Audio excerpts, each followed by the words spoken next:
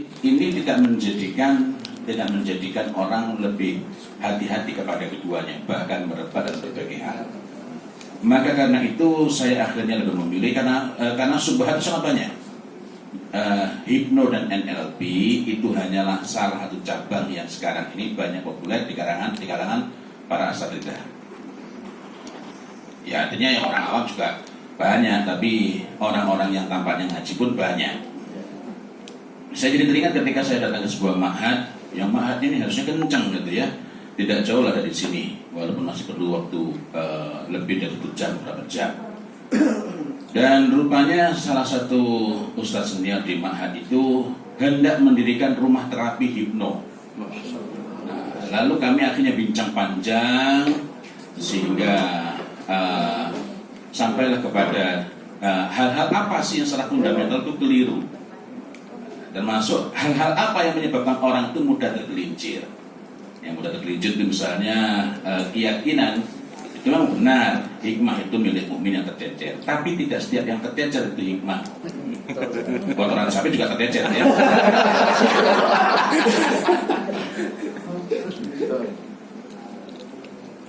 Jadi ingat juga ketika saya di Palembang, saya membahas kan begitu. Lalu ada seorang ustadz yang marah pada saya. Saya tidak menyangka bahwa beliau ini juga termasuk satu pelaku hipnoterapi. Dan mengatakan, sesatnya di mana, kelirunya di mana? Kita ini nggak pakai setan. Jawaban saya sederhana. Setan itu sesat meskipun nggak pakai jin.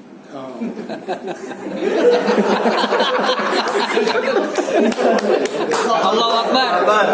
Iya. Dan jin kan yang beriman dan tidak. Jin itu baru sekali ikut setan. Jadi salah dan benar itu tidak ada hubungannya dengan jin.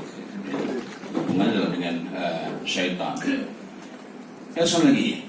Nah, akhirnya orang hanya banyak menulis, memberikan counter balik, sementara memang ketika tahu ini salah tidak otomatis membuat mereka tidak tahu apa benar. Termasuk nanti dalam urusan fitrah. Yang fitrah itu sekarang disalahartikan di mana-mana. Ini merupakan gejala umum. Ambil ayat, maknanya dibuang, diinjak-injak, lalu dimasukkanlah mengenai bakat dan lain-lain. Sehingga apapun itu ayat itu pokoknya kira-kira yang mana yang bisa diambil, masukkanlah situ teori bakat. Yang teorinya bukan teori yang sahih, melainkan teori yang abal-abal. Sakilah pun dimaknai bakat kan. Ini contoh saja. Artinya sangat banyak subhat-subhat yang kalau ini sudah hipno itu terlalu tidak padam nanti akan menjemur dalam bentuk lain, gitu ya.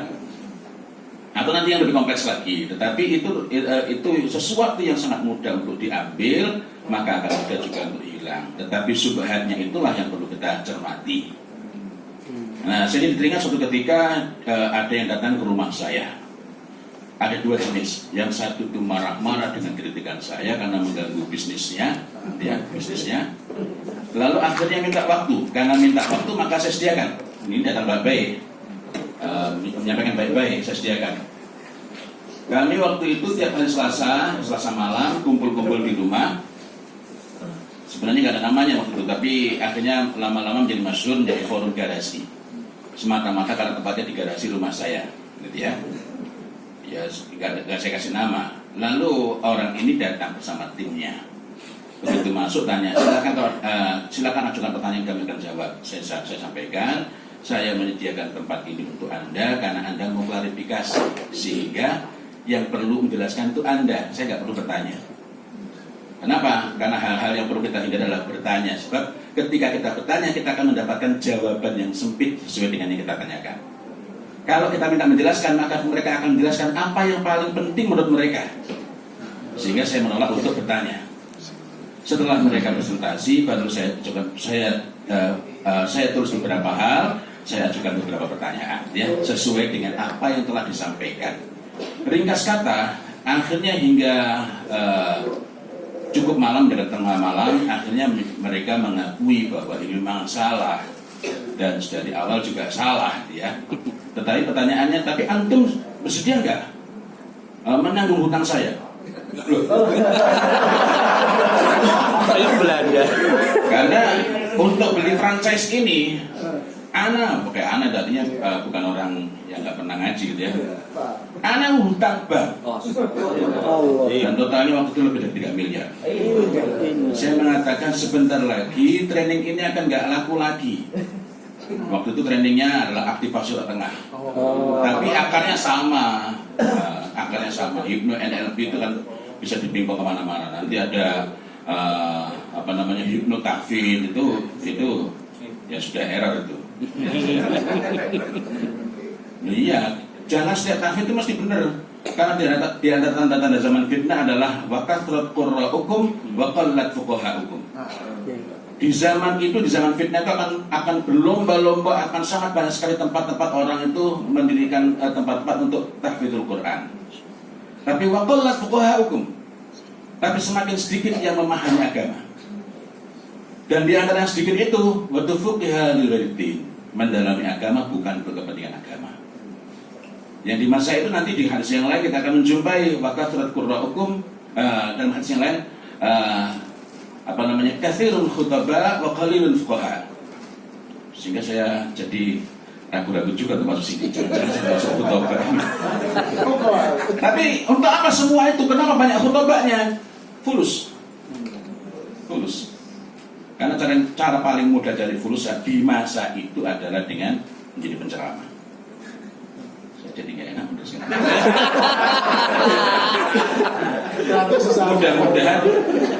Mudah-mudahan belum zamannya ini, mudah-mudahan. Meskipun saya merasa khawatir karena sekarang ini kalau orang ngundang itu bukan tanya kesian, makanya dulu apa Ustaz? Macam-macam, ada kafalah, ada kafaah. Tapi saya pada sedih kalau tanya kafaah. Kenapa? Kalau besar masih mending untuk menggembirakan. Tapi kalau kafaah saya terus langsung sedih. Ya Allah, cuma segini level saya. Karena saya itu sangat bodoh, sehingga kafaah kan artinya pemberian sepadan. Imbalannya sepadan dengan apa yang diberikan. Ya Allah, ini tanda kebodohan saya atau tanda hilangnya adab kepada ilmu gitu ya. Karena kalau ada kepada ilmu itu nggak pernah merasa cukup memberikan sesuatu. Sehingga kan katanya kafaah itu saya sedih. Tanda-tanda apakah ini kiranya? Nah, saya teruskan lagi. Ini berbagai hal ya. Kenapa saya akhirnya memilih untuk beberapa tahun ini tidak lagi secara langsung untuk untuk menembak satu-satu, karena memang cabangnya ratusan. Cabang pokoknya itu ada 4. Cabang pokoknya ada 4 yang kita akan bicarakan. Tetapi kayak tadi hipno itu hanyalah salah satu varian saja. Kalau kita ini imun, maka kita tidak khawatir dengan varian Delta, Omicron. Tapi kalau kita sibuk, wah ini saya harus vaksin Delta, saya harus vaksin Omicron, maka tubuh kita penuh dengan vaksin dan tidak kebal. Nah, jadi karena itulah saya memilih untuk tidak membicarakan masalah lebih khusus berkenaan dengan hipno dan NLP. Walaupun nanti beberapa tulisan saya mungkin ada ya, dan juga pernah dulu diwawancarai itu. Karena kenapa? Karena semakin akhir zaman ini, jadi semakin mendekati akhir zaman dan jangan-jangan kita sudah memasukinya, maka akan semakin banyak al-masnah, itu akar masalah kita. Al-masnah.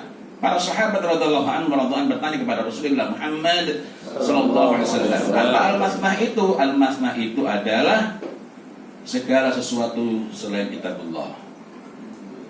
Artinya sesuatu yang menyelisih kitabullah.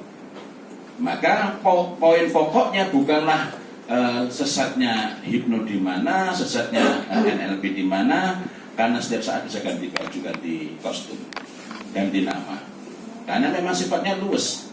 Secara sederhana, New Age Movement itu adalah gerakan dan kebangkitan dari agama-agama pagan, agama-agama bumi, agama-agama hasil kreasi manusia, ya.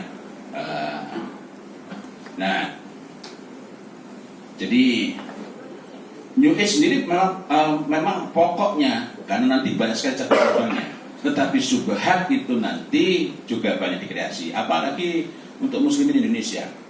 Apa sih yang nggak ada versi dalam detik Islamnya itu? Kecerdasan emosi, nanti emosi apa Islamic emotional. Nah, Itu aja sebenarnya sudah salah. Karena kalau buku aslinya nggak menyebut emotional quotient, emotional intelligence, cuma dia singkat EQ. Kalau singkat EQ, ya suka-suka dia sendiri dong. Salah sendiri kita nggak baca buku aslinya. Spiritual intelligence, cuma disingkat SQ. Kenapa SQ? Biar enak karena IQ. Karena kita ini budaya literasinya rendah, maka akhirnya orang mengatakan EQ lebih penting daripada IQ. Padahal IQ itu intelligence quotient. Kalau ininya jeblok, idiot, safi misalnya, maka tidak ada lagi gunanya kita berbicara mengenai spiritual intelligence tunggal. Ini kan intelligence quotient, jamak, plural. Emotional intelligence, ini contoh-contoh sederhana. Itu aja salahnya banyak yang mau mengikuti. Ya, karena itulah kita semakin perlu berhati-hati. Jadi New Age Movement ini hanyalah satu di antara sekian banyak subhat. Ya walaupun nanti cabang-cabangnya itu ratusan. Nanti yang berkenaan dengan kekuatan batu-batu dan lain-lain itu. Nanti yang dari sana akhirnya sinkretis bicara mengenai zam-zam. Tetapi zam-zam itu seolah-olah zam-zam itulah yang punya energi. Padahal keutamaan zam-zam itu bukan karena zam-zamnya sendiri yang punya energi. Karena ini adalah air yang Allah khususkan, yang kalau kita meminta Allah lebih kabulkan. Dengan demikian kan energi bukan pada zam-zam. Lalu muncullah air yang serupa dengan zam-zam. Nah, itu contoh. Ya kalau kita meyakini sudah bermasalah akidah kita ini. Mohon maaf, saya kemarin ditanya siang tawari makan kambing. Kambing itu bagi keluarga saya wajib harus mau makan. Kenapa? Saya paling sakit telinga saya kalau ada orang bertanya, lalu penetralannya apa? Anda paham dengan kata penetral itu? Artinya dia yakin syariat itu membawa kerusakan. Karena sesuatu yang dinetralkan adalah sesuatu yang buruk. Padahal tidak mungkin syariat itu membinasakan. Nah kalau begitu cara masaknya gimana biar tidak bermasalah? Oh bukan. Hal apa yang menjadikannya rusak? Itu kan? Karena syariat mesti baik. Ini contoh-contoh ini di luar apa namanya? Karena nanti ada cabang-cabang New Age yang memang mengarahnya adalah kita menjauhi takut kepada kambing dan lain-lain. Nah, ini macam-macam. Maka di rumah agenda pertama saya adalah menghilangkan kata-kata penetralnya apa. Saya ajari dikukus tok, nggak pakai bumbu. Kemudian setelah itu aman.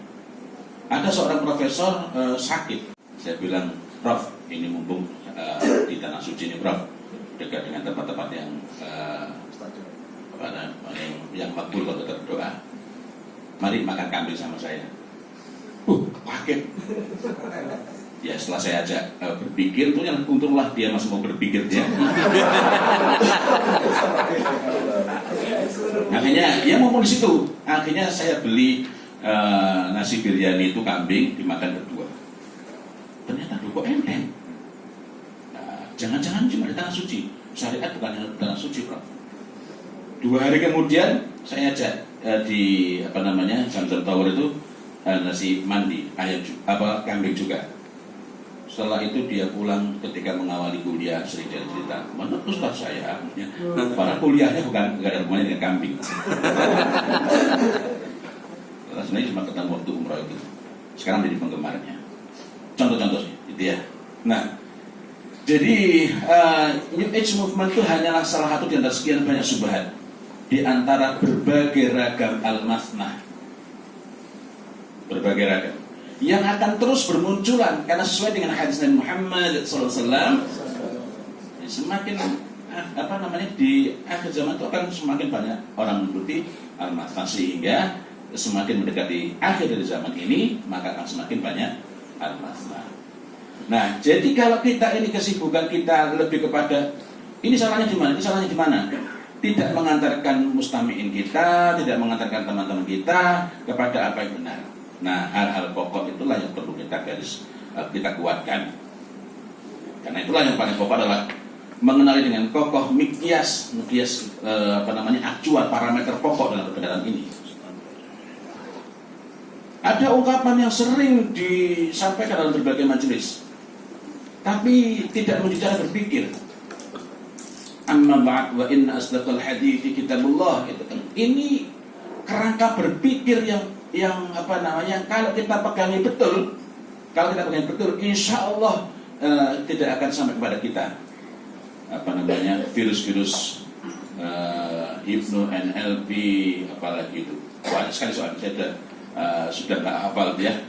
Nanti ada energi cakra dan lain-lain. Reiki. Kenapa? Karena semakin kita ini kokoh, maka begitu ada orang mengatakan Allah Ta'ala fil Qur'an Al-Karim. Oh iya, sebentar. Ini memang ayat Quran. Al-Quran itu dzalikal kitabul la raiba fi. Tapi untuk baca yang la raiba fi itu harus ta'awud. Ya enggak? Iya. Saya jadi ingat ketika ada yang diskusi mengenai, loh kutab ini kalau masih dikritik lalu apa lagi? Loh, kutab itu gak digariskan secara khusus dengan Al-Quran. Quran itu yang dijamin pasti benar. Kita harus ta'awud gak itu? Artinya apa? Kita ambil Quran, ayatnya kita ambil, maknanya kita buang, yang gak dapat petunjuk. Ya enggak? Kalau itu aja bertiga tingkat. Hudan linnas, semua harus dapat petunjuk? Tidak. By default, Quran itu untuk manusia, bukan untuk makhluk lain semisal monyet. Ya enggak? Saya mendirikan apotek untuk menyehatkan masyarakat. Tapi apakah setiap masyarakat pasti sehat dengan apotek saya itu? Tidak. Lalu siapa yang sehat? Yang mengambil manfaat. Punya apotek belum tentu, punya hafalan juga belum tentu. Punya hafalan tapi tidak menjadikan Quran sebagai petunjuk. Karena nanti di akhir zaman akan banyak penyanyi Al-Quran. Orang mengikuti di mana-mana bukan untuk tadabbur tapi untuk menuntut merdunya. Oh jadi ngeri gini ya ngomongnya ya. Ngomong yang enak-enak. Iya. Nah soalnya bahas subhat. Penting. Iya enggak? Penting. Nah jadi ini kalau kita kokohkan, saya jadi teringat ketika saya diminta ada sekelompok usaha seperti itu, nggak banyak jumlahnya, mungkin nggak nyampe 15 orang. Saya pergi juga. Saya ngomong apa ini? Ini alumni Madinah, ini alumni Kairo. Saya ngomong subhat. Lalu saya ngomong apa? Nah, lalu saya perhatikan, ini rupanya yang belum menjadi cara berpikir. Ketika ada Al-Quran, tengok dulu. Kalau nggak ada penyakit, insya Allah aman. Tapi kalau penyakit, walaupun dia tahu salah, contoh saat ada seseorang meminta waktu kepada saya, mendatangi saya rombongan. Ini alumni Timur Tengah sebagainya. Dan menarik, belajarnya tafsir. Lalu waktu itu berkenaan dengan kata sakilah, tukul yaman wala syahbani. Saya tanya, ini tafsirnya bagaimana? Itu bidang ente. Saya psikologi. Kalau dari psikologi jelas ini bukan tentang bakat. Bukan. Apa nggak boleh kita belajar bakat? Boleh. Tapi sama seperti halnya kalau kita ingin belajar hadis, bukan Durratun Nasihin yang dibaca. Nah, saya teruskan lagi. Loh, ini kemudian dia terangkan menurut tafsir ini, tafsir ini, loh, masya Allah. Lah kok kemudian dia menjadi praktisinya? Kenapa? Fulus. Artinya kita berkobar-kobar begini bukan tadi cukup. Ada yang perlu kita perbaiki lebih awal diri kita agar terselamatkan dari fitnah. Dan fitnah itu tidak pernah berubah hingga akhir zaman. Cuma dua, kalau nggak syubhat ya syahwat.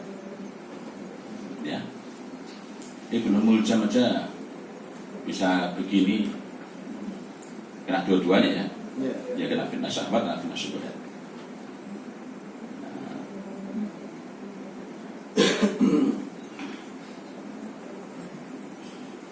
Kembali lagi ke sini. Jadi yang paling pokok adalah mengenal dengan kokoh mikias dalam kebenaran. Tapi itu tidak cukup. Memahami dengan matang terus menerus sehingga kita peka terhadap segala yang menyelisih. Kita peka terhadap segala yang menyelisih. dan kita berhati-hati. Itu kan harus di sini ya. Ini kan prosedurnya, berhati-hati kita tetap memohon perlindungan kepada Allah Subhanahu wa taala. Kita ini nggak ada apa-apanya dibanding Abdullah Al-Qasimi. Abdullah Al-Qasimi itu siapa? Sebelum umur 10 tahun sudah hafal Quran. Sebelum umur 14 tahun sudah banyak hafal hadis. Kitab-kitab hadis banyak hafal. Tulisannya luar biasa. Dia pernah menjadi pakar tafsir, pakar hadis, matang. Dipuji bahwa dia telah beli surga dengan membayar maharnya berupa kitab. Tapi matinya dalam keadaan kafir. Mending ya, kafir sudah jelek ya. Mending matinya kok masih mending lagi. Ini kafirnya dan bukan kafir kaleng-kaleng, ateis.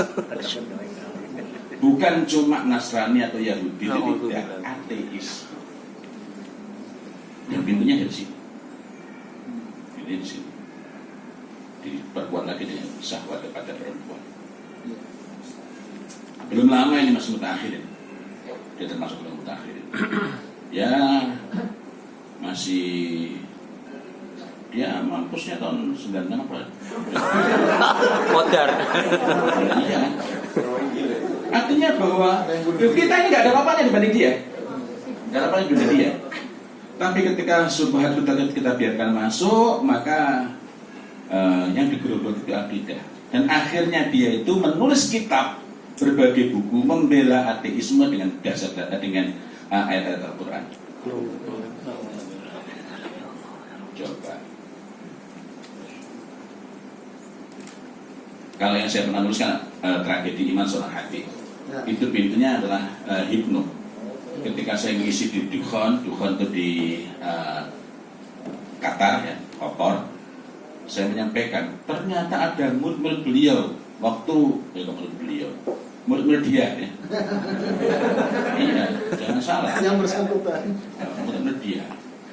Kepada Allah aja kita bilang dia kok pada makhluk semacam ini nggak bilang apa? Kita bilang beliau. Mudah-mudahan Allah kembali berikan hidayah kepada dia kembali. Nah, dulu dia menjadi di Kuwait dan mempunyai majelis tafsir Al-Quran setiap pekannya. Nanti kita bicarakan mengenai sosok ini. Ya. Sekarang nyinyi terhadap doa. Nyinyi. Ketika dia mendoakan, dia langsung ketus sekali. Saya tidak perlu doa. Jangan doakan saya, doakan dirimu sendiri. Dan menjadi pengikut Osho itu salah satu cabang yang lebih rusak lagi. Osho. Nah, yang menganggap ada manusia di India itu sebagai seolah sudah hidup ribuan tahun ya. Osho. Nah, formalnya dia masih Islam. Nah, salah satu kunci penting agar tidak mudah tergelincir kepada syubhat adalah menegakkan disiplin istilah pada batasannya. Karena itu kita perlu tertib. Fitrahnya perempuan sebentar. Ini kok kata-kata